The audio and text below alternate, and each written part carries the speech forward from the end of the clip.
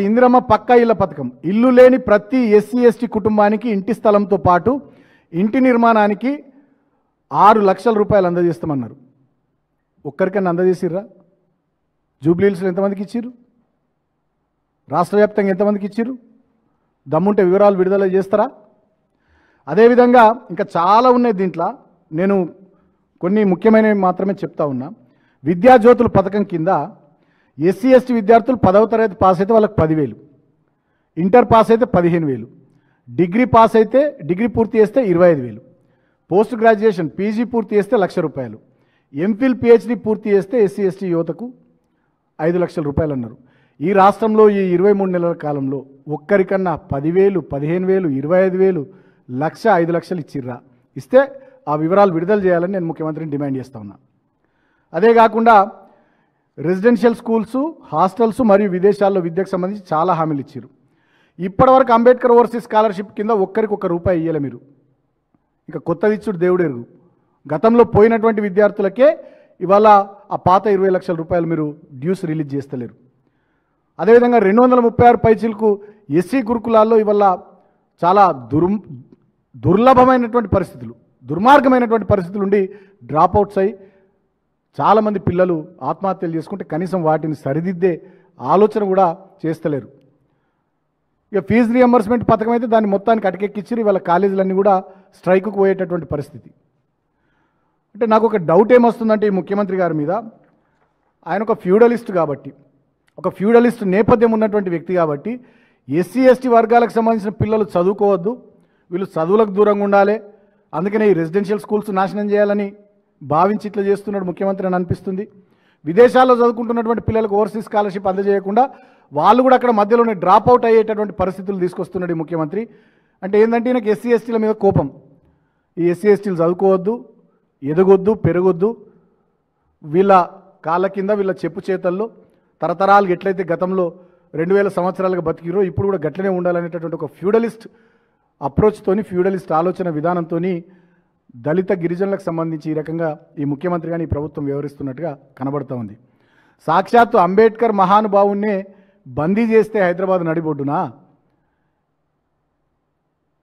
ఇవాళ రాష్ట్రంలో ఉన్నటువంటి గురుకులాలన్నింటినీ కూడా నాశనం చేసి ఇస్తామన్నటువంటి చేవేళ్ల ఎస్సీ ఎస్టీ డిక్లరేషన్లో ఒక్క హామీని కూడా నిలబెట్టుకోకుండా, అమలు చేయకుండా కేవలం ఆనాడు ఓట్ల కోసం, ఎస్సీ ఎస్టీల ఓట్ల కోసం అనేక మాయమాటలు చెప్పి ఒడ్డెక్కేదాకా ఓడమల్లన్న, ఒడ్డెక్కినాక బోడమల్లన్న అన్నట్టుగా ఇవాళ రాష్ట్రంలో ఎస్సీ ఎస్టీల పట్ల పూర్తి స్థాయి వివక్షను ఈ ప్రభుత్వం, కాంగ్రెస్ ప్రభుత్వం చూపిస్తూ ఉంది.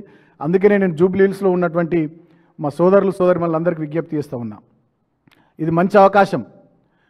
ఎస్సీ ఎస్టీలు తలుచుకుంటే, ఎస్సీ ఎస్టీలు తిరగబడితే ఈ ప్రభుత్వానికి పుట్టగతులు ఉండవని చెప్పి నిరూపించుకోవాల్సినటువంటి సందర్భం వచ్చింది. జూబ్లీహిల్స్ ఉప ఎన్నికల్లో మనల్ని మోసం చేసి మాయమాటలు చెప్పి మన ఓట్లతోని గద్దెనెక్కి ఇవాళ ఒక్కటంటే ఒక్కటి కూడా మనకు చెప్పిన మాట అమలు చేయకుండా ఇంకా దుర్మార్గంగా దళితుల మీద దాడులు చేసుకుంటూ, గురుకులాల్ని నిర్వీర్యం చేసుకుంటూ, అంబేద్కర్ ఓవర్సీస్ స్కాలర్షిప్ని పక్కన పెట్టేస్తూ, అంబేద్కర్ మహానుభావుని బందీ చేస్తున్నటువంటి ఈ కాంగ్రెస్ ప్రభుత్వానికి గుణపాఠం చెప్పే విధంగా జూబ్లీహిల్స్ ఉప ఎన్నికల్లో ఎస్సీ ఎస్టీ సోదరులు సోదరిమణులంతా కూడా కాంగ్రెస్ పార్టీకి వ్యతిరేకంగా గట్టిగా నిలబడాలని చెప్పి, కాంగ్రెస్ పార్టీకి తగిన రీతిలో మీ ఓటు ద్వారా బుద్ధి చెప్పాలని చెప్పి, మీకు అన్ని రకాలుగా అండగా ఉండి ఎస్సీల సంక్షేమం కోసం కేసీఆర్ గారి నాయకత్వంలో స్పెషల్ డెవలప్మెంట్ ఫండ్ చట్టాన్ని తీసుకొచ్చినాం.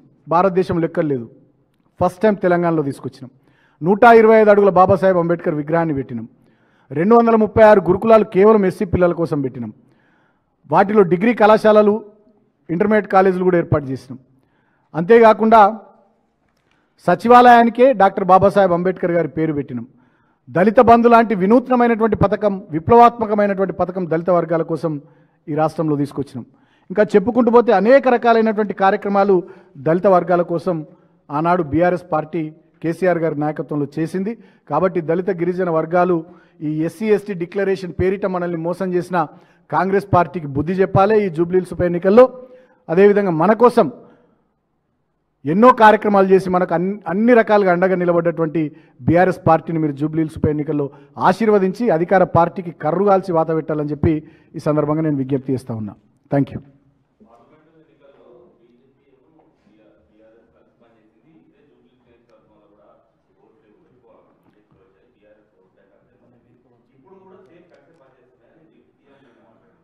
ఈ ముఖ్యమంత్రి మాట్లాడిండు, మేము మాట్లాడడం కాదు. ఏమన్నాడు ముఖ్యమంత్రి? నరేంద్ర మోడీ గారు బడే బాయ్, నేను చోటే బాయ్ అన్నాడు. ఇవాళ పూర్తి స్థాయిలో భారతీయ జనతా పార్టీతోని కలిసిపోయి పనిచేస్తున్నటువంటి ముఖ్యమంత్రి ఈ దేశంలో ఎవరైనా ఉన్నారంటే అది రేవంత్ రెడ్డి. భారతీయ జనతా పార్టీ ముఖ్యమంత్రులకు కూడా అమిత్ షా గారి అపాయింట్మెంట్లు, నరేంద్ర మోడీ గారి అపాయింట్మెంట్లు, కేంద్ర మంత్రుల అపాయింట్మెంట్లు అన్నిసార్లు దొరకవు.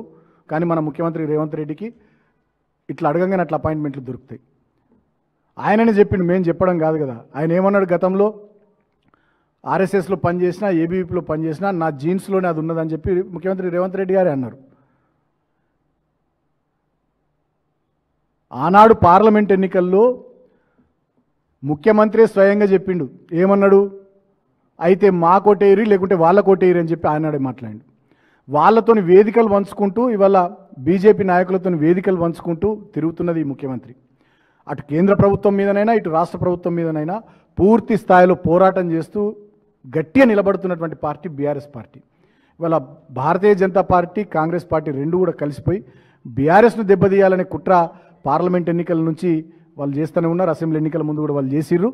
ఇవాళ పూర్తి స్థాయిలో వాళ్ళతోని మిలాఖత్ అయింది ఈ ముఖ్యమంత్రి గారే తప్ప మేం కాదు. అంతేందుకు నిన్న కూడా సదరు ఉత్సవాల్లో వాళ్ళతో బీజేపీ నాయకులతో కలిసి వేదికలు పంచుకున్నాడు. చాలా సందర్భాల్లో బీజేపీ నాయకులతోని కలిసిమెలిసి ఉంటున్నాడు. ఇవాళ బీజేపీ ఎంపీలు ఈ రాష్ట్రంలో కేంద్రంలో ఉన్నటువంటి బీజేపీ ప్రభుత్వం కంటే ఎక్కువ ఈ రాష్ట్రంలో ఉన్నటువంటి ప్రభుత్వాన్ని, ముఖ్యమంత్రిని కాపాడే పనిలోనే బిజీగా ఉన్నారు. మనం చూస్తూ ఉన్నాం వాళ్ళ స్టేట్మెంట్లు. కాబట్టి ముఖ్యమంత్రి గారు అదేవిధంగా భారతీయ జనతా పార్టీ రెండు వేరువేరు కాదు. ఆయన జీన్స్లోనే ఆర్ఎస్ఎస్ భావజాలం ఉంది. ఆయన గతంలో కాకి నెక్కర్ వేసుకున్నటువంటి వ్యక్తి, ఏబీవీపీలో పనిచేసినటువంటి వ్యక్తి. ఇవాళ రేవంత్ రెడ్డి అంటే ఇక్కడ కాంగ్రెస్ ముఖ్యమంత్రి అని కాంగ్రెస్ వాళ్ళు అనుకుంటున్నారు, బీజేపీ ముఖ్యమంత్రి అని బీజేపీ వాళ్ళు అనుకుంటున్నారు.